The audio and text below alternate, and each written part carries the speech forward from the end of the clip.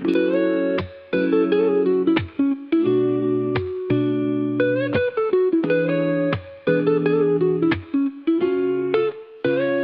terlalu baik, terlalu peduli, memberi segalanya meski aku sendiri terjatuh, terluka, terpuruk di dalam, tapi berpura-pura bahagia seakan tak ada beban.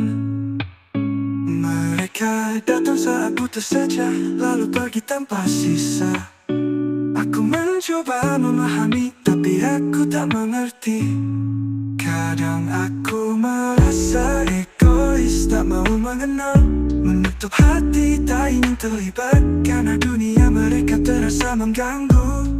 Kadang aku terlalu peduli, memberi lebih dari yang ku punya, hingga aku tenggelam sendiri dalam luka yang tak pernah mereka lihat.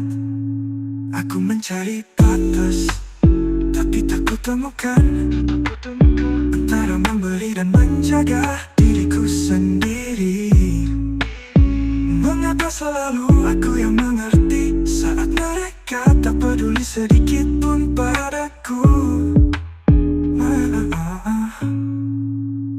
Mereka datang tapi tak mendengar, mereka mendekat tapi tak benar-benar ada. Aku tersesat di antara dua sisi, peduli dan acuh mana yang harus kupilih. Kadang aku merasa egois, tak mau mengenal, menutup hati, tak ingin terlibat, karena dunia mereka terasa mengganggu.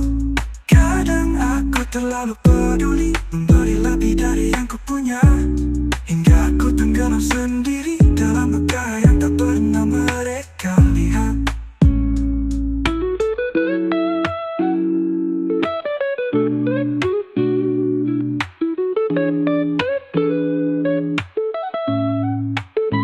Aku ingin memahami, tapi aku takut tenggelam lagi di dunia yang penuh dengan warna, sedang aku masih abu-abu sendiri. Mungkin aku egois atau hanya lelah, tak ingin disakiti, takut berharap. Aku masih mencari arti interaksi di antara zona nyamanku dan bisingnya dunia.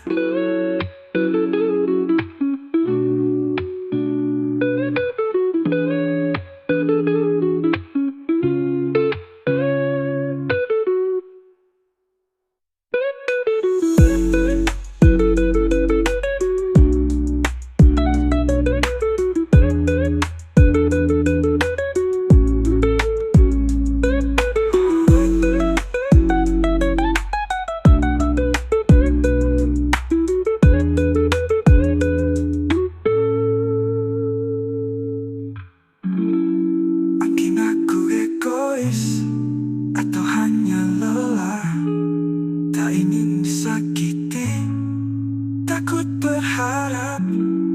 Aku masih mencari arti interaksi di antara zona nyamanku dan bisingnya dunia.